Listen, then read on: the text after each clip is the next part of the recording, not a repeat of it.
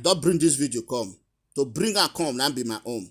I would like make una hear wetin Diaspora Action for Democracy in Africa, wetin they talk concerning the ongoing issue in Niger and how they take expose the conspiracy ahead of the presidential election judgment.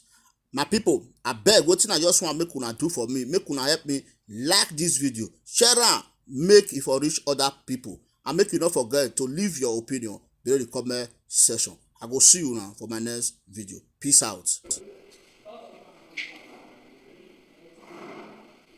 In ensuring good governance, progressing democratic governance, and the development of Africa.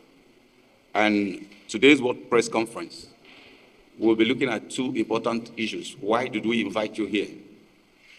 First, we know that recently we had elections in Nigeria. The election has come and gone, but we are not over yet with the outcome.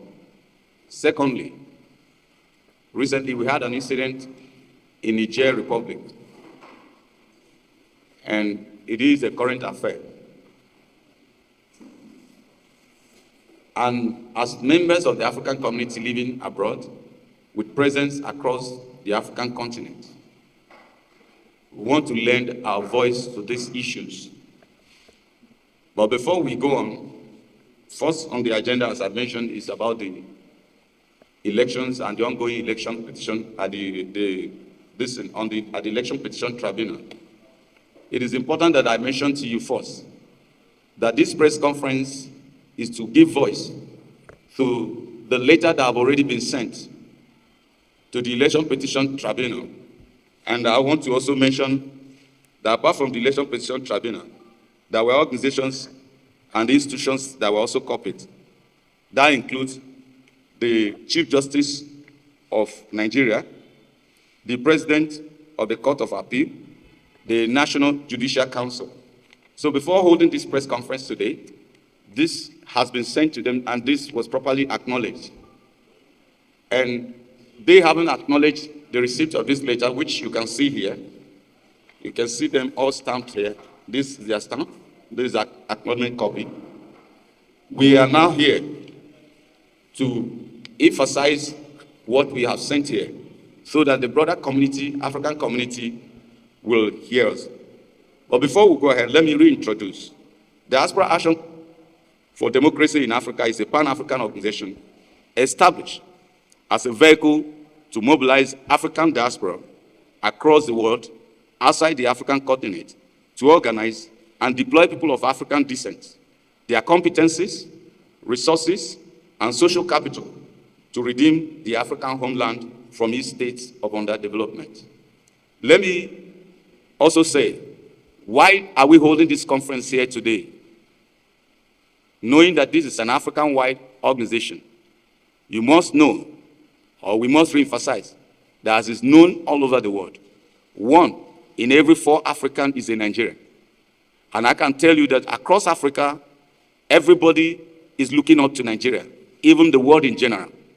Whatever happens in Nigeria have domino effects across Africa. Therefore, diaspora Africans decided that this should start in Nigeria and then get across to other parts of Africa. Like you can see today what is also happening in Niger. Apart from the fact that the current president of Nigeria is the chair of ECOWAS, Nigeria is being looked up to amongst other ECOWAS countries to actually lead the action in Niger. Hence, the diaspora community believes that whatever that is done in Nigeria will have domino effect across Africa. That is why Nigeria is the official signal for this organization. And as I mentioned, 2 important things we are dealing with here today is Nigerian government and the judiciary, and we are here to ask them to respect the wishes of Nigeria, even as we look forward to the judgment that is going to come from the election petition tribunals across Nigeria. Now, let me go further without wasting your time to mention that the 2023 Nigerian presidential election has moved from the ballot to the courtroom. The results from Nigeria's general election were under scrutiny in May 2023 as court considered several of the petitions we have in these petition tribunals from the state to the federal, it is important to emphasize that even in the Electoral Act, the election is inconclusive without this process that is ongoing right now. We all know that the election petition tribunals are part and parcel of the elections. If the Constitution were to be rejected, we are not supposed to have governors, members of the National Assembly, or anybody install the president until this process is exhausted. But coincidentally, where we are now in our trajectory, political trajectory, this process is included, yet somebody has to be installed, so there won't be no vacuum. Hence, we have some people at the National Assembly whose cases are the tribunal, people who are sitting as governors whose cases are the tribunal, and somebody overseeing Nigeria as a president who is still at the Presidential Election Tribunal. That notwithstanding, it is important now to know that the Presidential Election Tribunal particularly, whose outcome will have stronger effects on Nigeria's democracy and governance, has become a subject of attention. And recently, as we can see, there are ongoing campaigns, all eyes on the judiciary, of which, as of day before yesterday, we have seen an attempt to muzzle out that voice. But we must say that we find it challenging that in a democracy which emphasizes free speech, that citizens saying that all eyes are on the judiciary should be a subject which will be, alluded to be a suggestive idea for anarchy. It is surprising that those who believe in the tenets of democracy are actually opposed to freedom of speech, to the extent that the citizens say that all eyes are on the judiciary has become a subject for which some people have been termed anarchists. But that is unfortunate. But we're here today to say that we believe strongly that the judges know that in the history of Nigeria, no other election tribunal has raised the consciousness of Nigerians more than the 2023 presidential election, which they are currently presiding over. We have seen tribunals, we have seen election adjudicatory processes in the times past. But I will tell you that no other time in Nigerian history has it been this consensus. Now, many Nigerians, both home and abroad, and even beyond Nigeria, in fact, if you watch some foreign media till tomorrow, they are subject of social discourse. As of Sunday, we had a very prominent former British member of parliament, George Galloway, having a world media platform where Nigeria's democracy and the ongoing tribunal was discussed. That's to tell you that, unlike before, Nigeria has become a subject of international attention, strongly. Hence, the judges at the presidential tribunal knows that, like no other time in Nigerian history, it has become a subject of interest, and this is one of the things we want to emphasize. Arising from the discussions we have had with so many Nigerians and also other Africans, because as a diaspora organization covering the entire Africa, and Nigeria being a country whose activities have dominant effect across Africa, whatever happens in Nigeria has become a subject of great interest to us. So having discussed with Nigerians, having had these various interactions, because if their verdict fails to satisfy the requirements of justice, it may detonate the youth in Nigeria. We have to emphasize that. And this is why we are paying attention, and we are also using this opportunity before anything goes wrong to call the attention of everybody to that. Hence, we agree with one of the authors in this ongoing subject, Reverend Father John Ode, who wrote, and I quote, "The lessons we can learn from the NSAS protest and the 2023 election is this: when the people are pained and pinned against the wall of despair, when they are unjustifiably compelled to be poor, miserable, and hopeless, when they are systematically denied of their sources of decent living, when they can no longer trust their leaders, when they have justifiable reasons to be angry, when they cannot trust the police as the guardians of the law and order, when the law that should be their last hope turns around to become their worst enemy, with the result that they cannot trust the justice system And finally, when the nation itself ignores justifiable rage of the neglected younger generation, as it happened during the NSAS protests of October 2020 and during the electoral savagery of 2023 elections, there is the threat of some violent implosion or explosion unless the situation is redressed. Therefore, we need to emphasize that Nigerians have been patient because they believe in the rule of law and because they understand that even the election petition tribunals are part of the electoral process. And in exhausting these processes, they want to see justice. Nigerians cannot continue to be taken for granted. Like I have emphasized, that for the simple reason of raising a banner, calling on the attention of the judiciary to say that all eyes are on you, some people are already threatening anarchy. You can't guard the people in a democracy and claim to be a democracy. And we want to emphasize that today. The judiciary is the only institution that has all it takes to save this country from the threat of implosion. All eyes have been on the judiciary because of Nigeria's respect for the rule of law. It does not mean that the members of the Presidential Election Tribunal are in a better position, in this case, to tell Nigerians the person who won the presidential election. Nigerians do not wait for the courts to tell them the winner of any election. It is the electorate that should tell the courts because they know more than the courts. Nigerians voted. In fact, let me emphasize here that without prejudice to any party, whether in power or out of power, that every political party had what they call situation room. In their situation rooms, they had election collection centers from different wards to local governments, to states, and to the federal. And I don't think those challenging the outcome of the election are ignorant of what they are saying.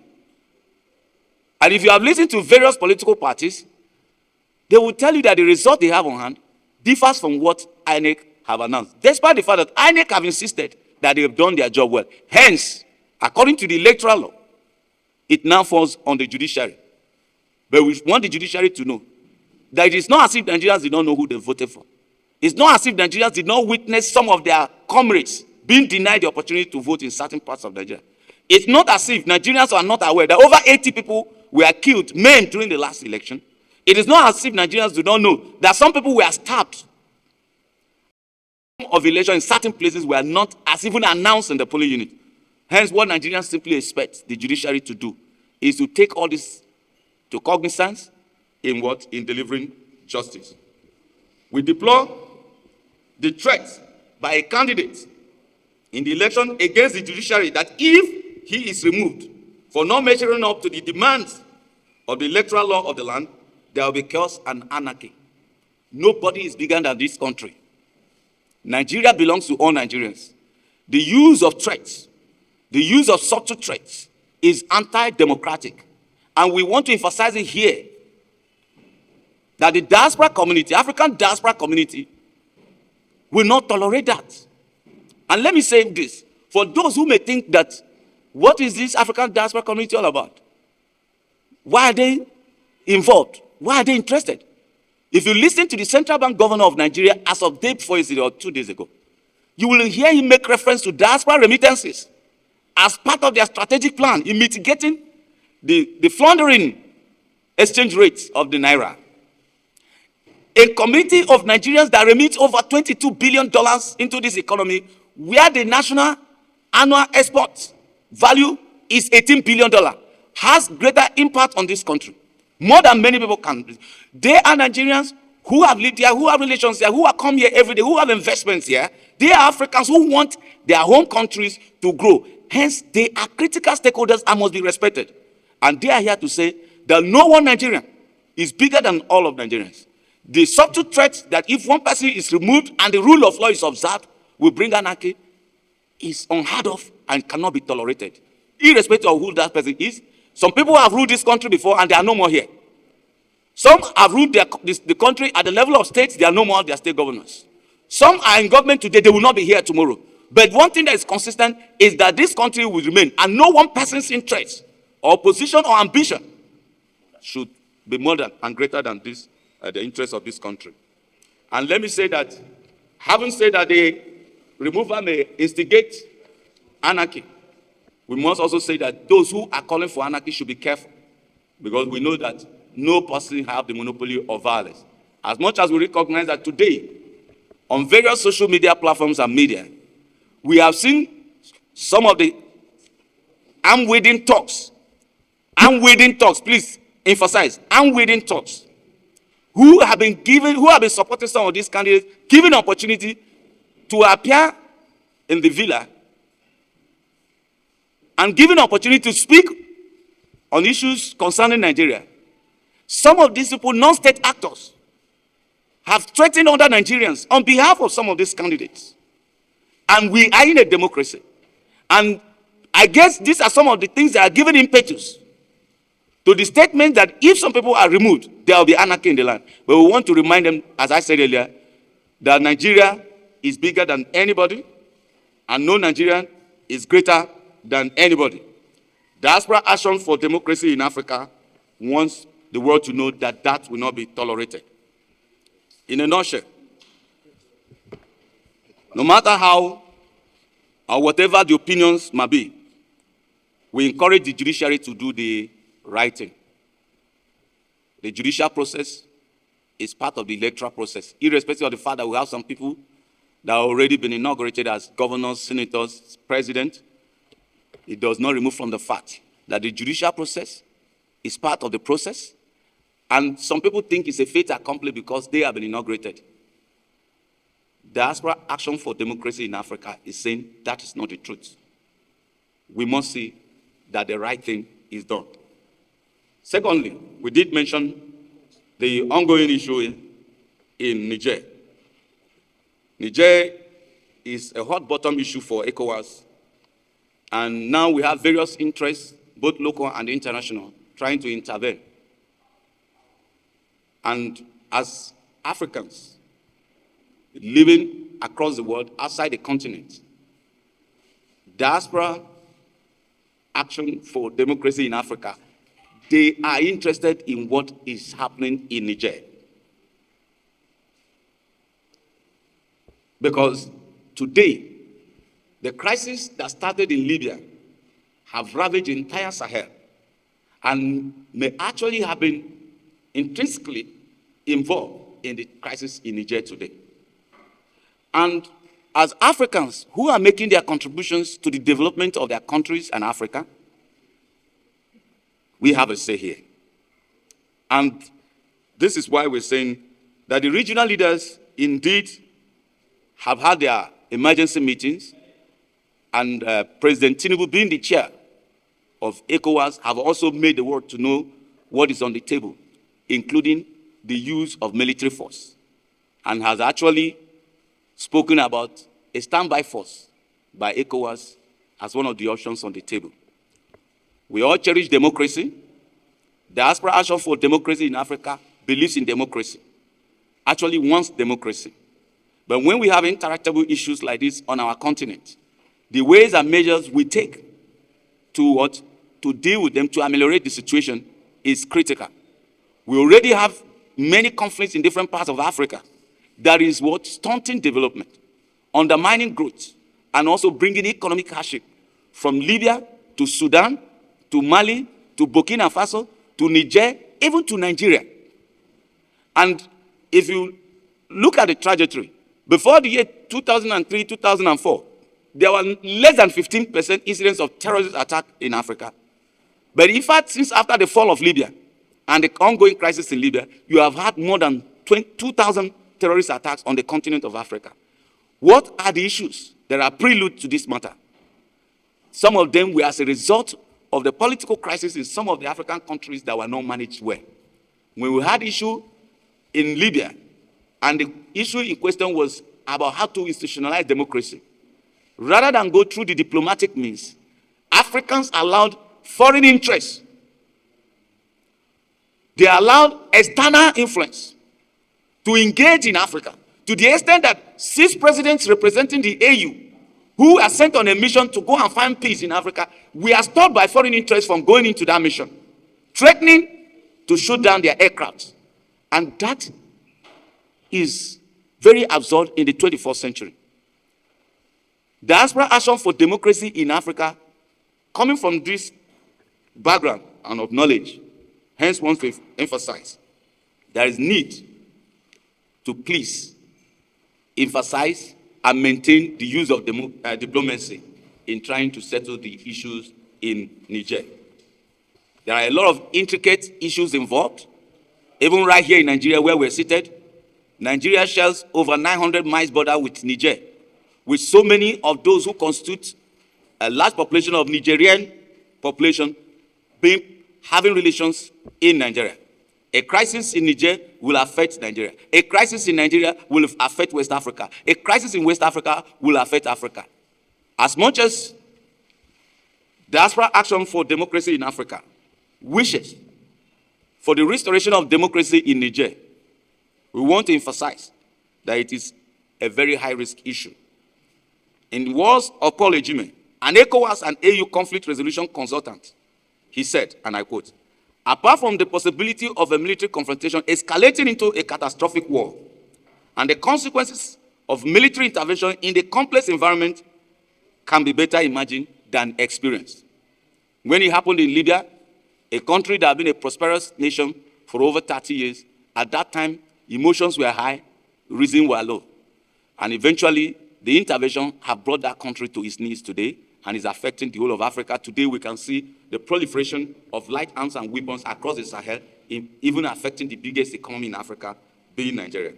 Therefore, regardless of the position taken by various parties that have direct and tangential interests in Niger, primacy must be given to dialogue and diplomacy towards a resolution with minimal disruptive impact on Nigeria and the West African region. Whereas ECOWAS authorities have indicated that they remain open to various conflict resolution options, diplomacy should remain the overreaching imperative in resolving the potential crisis. The people of Niger must be allowed, via their national institutions, the opportunity to revert quickly to a representative democracy, while ECOWAS must seek to discourage the spread of military dictatorship in West Africa. The recourse to armed deterrence must be restrained by multilateral diplomatic mechanisms. Please, we want to re-emphasize. Diaspora Action for Democracy in Africa want to re-emphasize. Africa belongs to Africans. Africa belongs to Africans. As of this minute and as of this moment, despite the military interregnum, no blood has literally been shed in Niger. And any activity, any event, any involvement, any kind of engagement that will lead to the shed of blood in Niger, in West Africa, must be discouraged. We must recognize the relationship Africa has with the global world. The multilateral organizations, including the United Nations and other partner organizations like EU and the rest of them. Why that is the case? What has happened in Niger is an African affair, and Africa, throughout its history, have had a process for resolving conflict, including the use of arbitration processes. Diaspora Action for Democracy in Africa is seizing this opportunity to emphasize what many experts, diplomats, and opinion mothers have said. Let's avoid what has happened in Libya that have turned the Sahel into the hotbed of terrorism in the world. Please, let's avoid any reason for which there will be arms and military intervention in Niger. Whatever diplomatic structure and strategy that have to be used must be used. Again, in conclusion, this press conference, as I told you, especially regarding the Presidential Election Petition Tribunal, before this press conference, we had already sent a letter to the tribunal, and this letter we copied some institutions and representatives of some national institutions that have anything to do with it, including the CJN, NJC, and others alike. So we're not just having a press conference, we're actually highlighting what is already known around the institutions of judicial demands of Diaspora Action for Democracy in Africa. And I must say, if you must know, taking example of Nigeria, a group of people that remits over $20 billion into the economy of a nation have a great say, and whatever they say must be respected, and that is why we are here today. Thank you for listening. God bless you.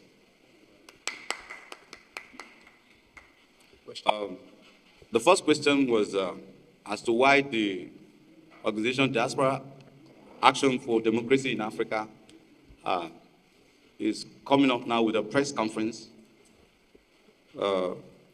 We believe in democracy, we believe in judiciary, we believe in all the institutions of democracy. What we're simply doing is to give a voice to what is already happening. It is a reminder about the issues at stake. And there is no better time other than now. And we have also seen, especially in Nigeria, where even judgments were given, despite what everybody knows is the literal rule of law. I mean, not even amongst the cases that are yet to be decided, those that have been decided even within this period of election cycle, we had a case where some people who ran for presidential election, irrespective of the Electoral Act 2022 as amended, which does not permit people to run for two positions in one election cycle.